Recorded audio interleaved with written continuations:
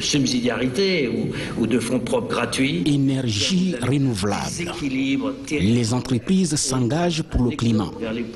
La cérémonie se déroule au siège de l'UNESCO ici à Paris, où le président en exercice de l'Union africaine, coordinateur en charge des énergies renouvelables pour l'Afrique, rehausse de sa présence en compagnie d'une importante délégation. Nous sommes très heureux de nous retrouver dans cette maison de la culture qu'est l'UNESCO. Et vous savez que la culture, c'est très important. Et surtout que très souvent, on a pensé que l'Afrique n'était pas dans l'histoire. Alors que Tombouctou avait plus, la bibliothèque de Tombouctou avait plus de livres que la bibliothèque française au XVIe siècle, qu'il suffit seulement de lire Ibn Khaltoum. Ça veut dire donc que l'Afrique a toujours été pleine dans l'histoire, même si certains événements comme l'esclavage nous ont fait rater les 3 premières révolutions industrielles. Vous savez, l'énergie est fondamentale pour l'Afrique. 6 à 7 Africains n'ont pas accès à l'énergie. Ça, c'est le premier problème. Le deuxième, l'Afrique a été pendant longtemps condamnée à être fournisseur de matières premières et déverseur de produits finis. Donc, impossible de nous développer. Et sans énergie, il n'est pas possible de se développer. Quelles sont nos ambitions aujourd'hui? Que l'énergie nous permette de transformer nos matières premières agricoles et minières sur place, et que l'Afrique, qui sera un des continents les plus peuplés, parce que l'Afrique de l'Ouest, en 2050, sera plus peuplée que la Chine. Donc ça veut dire un très grand marché. Donc notre ambition, c'est l'énergie, l'industrialisation, et que l'Afrique devienne non seulement un grand marché, mais l'usine du monde à la place de la Chine. Lors de notre rencontre à Johannesburg, tous les chefs d'État nous sont mis d'accord. Nous avons signé une pétition que nous avons adressée au président Hollande. Nous avons dit que si les revendications de l'Afrique ne sont pas prises en compte, c'est-à-dire l'énergie renouvelable, le climat au-dessus de 2 degrés, aucun de nos ministres ne signera le COP21. Nous avons adressé cette lettre au président Hollande et nous avons adressé la copie à tous nos ministres. Donc, aucun ministre africain n'aurait signé si les revendications n'avaient pas été prises en compte. Heureusement, les revendications ont été prises en compte. Ce que nous avons montré, que quand l'Afrique parle d'une seule voix, on est écouté. Ensuite, le président Hollande nous a lancé un défi. Nous sommes prêts à vous accompagner. Est-ce que vous êtes prêts à parler d'une seule voix? Au sommet de Kigali, nous avons montré qu'on peut parler d'une seule voix parce que nous avons créé l'initiative africaine pour l'énergie renouvelable, dont j'ai été désigné comme le coordinateur. Mais nous avons dit aussi que l'énergie renouvelable, c'est bien, mais qu'on ne peut pas nous condamner seulement à l'énergie renouvelable et que nous serons dans l'énergie mixte. Parce que les barrages, ça prend du temps, 3 ans, 4 ans, 5 ans. Si nous devons faire seulement l'énergie renouvelable, l'électrification de l'Afrique prendra du temps. C'est pourquoi nous avons dit énergie mixte. Et le président Kagame, lors de la rencontre du TICAD à Nairobi, a eu une formule heureuse. Mieux vaut une énergie pas propre que pas d'énergie du tout. Donc, notre objectif, c'est à la fois d'avoir de l'énergie renouvelable et de l'énergie mixte, mais progressivement remplacer l'énergie fossile progressivement par l'énergie renouvelable. Mais en attendant, dans un premier temps, nous avons besoin des deux, parce que l'Afrique a besoin d'aller vite. Donc nous avons créé l'ARI au sommet de Kigali, et depuis, nous avons fait beaucoup de progrès. En mars, à Conakry, nous avons adopté 19 projets, et en septembre, à Washington, à New York, nous avons adopté de nouveau 4 autres projets. Mais évidemment, cela fait 23 projets. Les 19 projets adoptés à Conakry faisaient à peu près 1 gigawatt 7. Et l'organisme de delivery unity que nous avons mis en place a fait le tour et a adopté, enfin, a analysé qu'il y a 450 projets qui totalisent 50 gigawatts d'énergie possible en Afrique. L'année prochaine, nous allons faire des réunions dans les 4 régions afin de tenir compte des préoccupations de chacune des régions. Si nous voulons l'énergie pour chaque pays, nous voulons aussi l'énergie inter-État. Cela est fondamental. Nous avons réussi cela. L'ARI est une initiative africaine, faite pour les Africains, dégagée par les Africains et faite pour les Africains. Car notre ambition aujourd'hui, c'est que l'Afrique soit maîtresse de son destin, que les problèmes africains soient résolus par les Africains, en collaboration bien sûr avec l'Union européenne, les Nations unies, etc. Parce que la plupart des problèmes que nous rencontrons en Afrique sont dus aux interventions étrangères. il faut qu'on soit franc entre nous. Au G8 à Deauville, nous avons mis en garde les grandes puissances. N'intervenez pas en Libye, n'intervenez pas. Votre intervention aura deux conséquences. La somalisation de la Libye, ça veut dire qu'elle n'a pas d'État en Libye. Et deuxièmement, la Libye était un arsenal, la prolifération du terrorisme chez nous. On ne nous a pas écoutés. Alors que nous avons réussi à faire admettre au président Kadhafi d'abandonner le pouvoir pour mettre un gouvernement d'union nationale en place. Le sommet de l'Union africaine de Malabo a désigné 4 chefs d'État, le président Zuma, le président Sassou, le président ATT du Mali et le président mauritanien, pour aller mettre en place là, c'est seulement qu'on a bombardé. Mais il faut reconnaître que l'Afrique avait une responsabilité. Parce que la Chine et la Russie étaient prêtes à opposer leurs voteurs à ce qu'on appelle l'exclusion aérienne. Malheureusement, les pays africains membres du Conseil de sécurité ont voté l'exclusion aérienne. Donc c'est pourquoi nous disons aujourd'hui, le problème de la Libye qui est extrêmement scandaleux, parce que la Libye, il n'y a pas d'État, le problème de la Libye doit être résolu par les Africains. Donc l'ARI est une initiative africaine faite par les Africains pour les Africains. Nous avons eu à un moment donné certaines ONG qui sont agitées en disant que les 19 projets que nous avons votés viennent de l'Union européenne. Il ne s'agit pas de savoir les projets viennent de qui. Il s'agit de savoir si ces projets sont importants et qu'on doit démarrer.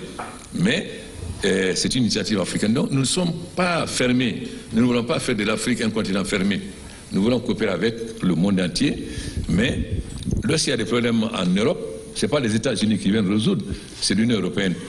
Lorsqu'il y a des problèmes en Asie, c'est pareil. Pourquoi alors, quand il y a des problèmes en Afrique, on doit venir nous donner des leçons? Nous ne voulons plus de leçons. Nous voulons être majeurs. Nous voulons avoir une coopération d'égal à égal, continent à continent, en respectant nos souverainetés comme respectant les souverainetés des autres. Donc, l'énergie, c'est extrêmement important. Parce que l'Afrique, nous sommes les moins pollueurs et nous sommes les plus pollués. Alors, nous avons dérèglement climatique, diminution des ressources. Quand on voit que le lac Tchad a perdu 90% de sa superficie, donc diminution des ressources, donc pauvreté, immigration, terrorisme. Alors, si nous voulons mettre fin à l'immigration, mettre fin au terrorisme, il faut dire qu'on développe l'Afrique. Donc, si nous avons de l'énergie, nous n'allons plus exporter nos matières premières, parce que la colonisation nous a condamnés à être des pays fournisseurs de matières premières et marcher pour des produits finis. Mais après la colonisation, cela a continué. Donc il est temps maintenant qu'on mette fin à cela. Pour cela, il nous faut l'énergie. Cela est très important parce que la Chine, qui a été pendant longtemps l'usine du monde, ne peut plus l'être. Le développement de la Chine s'était appuyé sur le commerce extérieur, l'exportation. Mais aujourd'hui, la Chine est obligée de continuer sur son marché intérieur, c'est-à-dire d'augmenter les salaires de ses citoyens, ça veut dire de devenir plus cher. On avait les mêmes avantages que la Chine avant, on a une main-d'œuvre pas chère, mais on avait un inconvénient par rapport à la Chine, nous ne maîtrisions pas les nouvelles technologies, le savoir, disons. Mais si nous avons été en retard, nous avons raté les 3 premières révolutions industrielles, l'Afrique est aujourd'hui en plein pied dans la révolution numérique. En effet, les jeunes Africains n'ont rien à envier aux jeunes Européens ou Américains en ce qui concerne la maîtrise de nouvelles technologies. Or, notre retard peut être un avantage parce que vous savez bien que l'économie numérique va pouvoir être une accélération du développement parce que là où on mettait 10 ans, on peut mettre 2 ans. Donc grâce à l'économie numérique, nous allons aujourd'hui aller très vite et rattraper notre retard. Mais cela n'est pas possible si nous ne maîtrisons pas l'énergie. Pour cette initiative africaine qui concerne les énergies renouvelables, le président Alpha Condé rend hommage aux personnes, bref, aux partenaires qui se sont illustrés auprès de l'Afrique pour réussir ce pari. L'énergie renouvelable est fondamentale. C'est l'initiative la plus importante qui a été prise par les Africains accompagnés. Donc, nous devons rendre hommage à un certain nombre de personnes. D'abord, à notre ami Borloo, parce qu'il a été le premier à croire en cela. Au début, le président Hollande disait « Ah, Borloo est un rebelle, c'est pas possible ». Mais après Kaleta, mon ami Borloo a suivi pour Kaleta pour montrer que c'est possible. Et nous avons eu la réunion à l'Élysée qui montrait qu'on peut lancer une initiative. Ensuite, au ministre Fabius, qui a brillamment présidé le COP 21, mais surtout à Ségolène Royal, qui s'est réellement engagé et qui a fait en sorte que l'initiative africaine soit une réussite. Évidemment, nous rendons hommage aussi à l'Union européenne, à la BAD, à l'Allemagne, à la France, etc., à l'AFD, qui nous ont accompagnés. Donc il est important aujourd'hui Mais c'est bien qu'on fasse des promesses. Mais comme je vous l'ai dit, le temps est venu de passer des promesses de réalisation concrète. Nous avons adopté en mars 19 projets. Mais jusqu'aujourd'hui, aucun projet n'a démarré. Donc j'ai posé la question au président Macron. Il dit, mais nous sommes au COP23, pourquoi une réunion à Paris 2 ou 3 semaines après? Il dit non, c'est justement, c'est pour concrétiser, c'est-à-dire montrer maintenant qu'on passe à l'action. Donc nous espérons que demain, on nous montrera, c'est-à-dire pas seulement des déclarations, mais concrètement, voilà les financements. Je prends le climat. On nous a dit 100 milliards par an, chaque année. Mais il n'y a même pas encore 20 milliards. Et ces 20 milliards ne sont pas disponibles. Quand je prends l'économie verte, alors là, il faudra avoir accès. C'est vraiment un parcours du combattant pour avoir accès.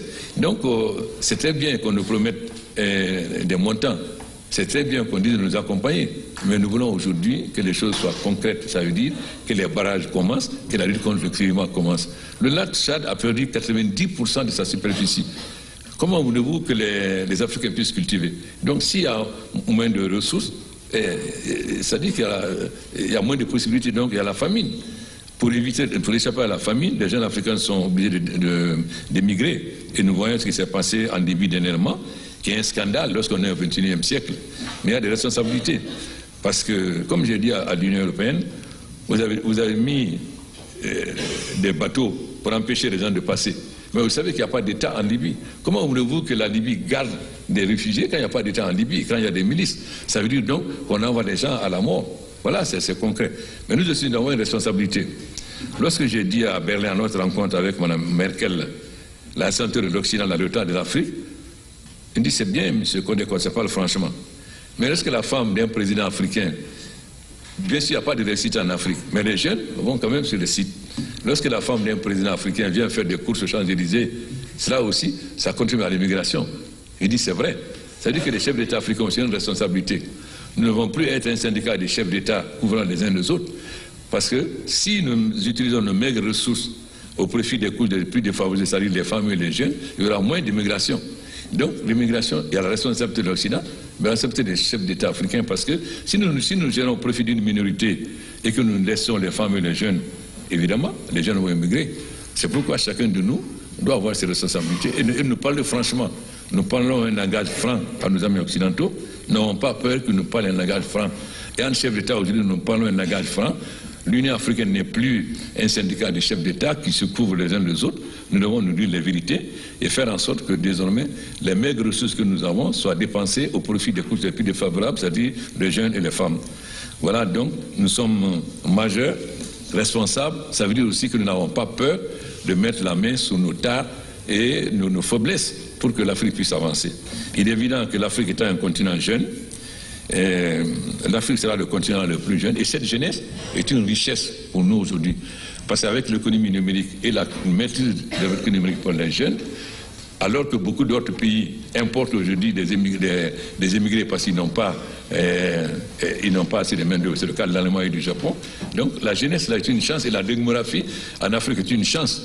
Je crois que mon cher ami Macron l'a reconnu à Ouaga. La démographie est une chance pour nous, non pas... parce qu'il faut comprendre, en France, ça a été pareil. Les paysans faisaient beaucoup d'enfants. Mais au fur et à mesure où le niveau de vie d'une famille augmente, au fur et à mesure, il fait moins d'enfants. Parce que le paysan africain, n'ayant pas l'argent pour payer la main-d'œuvre, plus il a d'enfants, plus il a de main-d'œuvre. Donc il faut comprendre l'Afrique et comprendre pourquoi. Mais si vous ne comprenez pas l'Afrique, vous vous asseyez en Occident pour faire l'européocentrisme en croyant que c'est l'Europe qui est le centre du monde et que nous devons nous incliner, évidemment, on ne comprendra jamais. Alors nous avons décidé de mettre fin à l'européocentrisme en déplaise à nos amis et que désormais les problèmes africains soient étudiés concrètement en fonction de la situation en Afrique et nous sommes mûrs aujourd'hui. J'ai félicité Alassane Ouattara parce que nous avons eu le sommet Union africaine, Union européenne à Abidjan et c'était mieux organisé que de donner le sommet à Bruxelles. Donc ça montre que l'Afrique aujourd'hui est capable.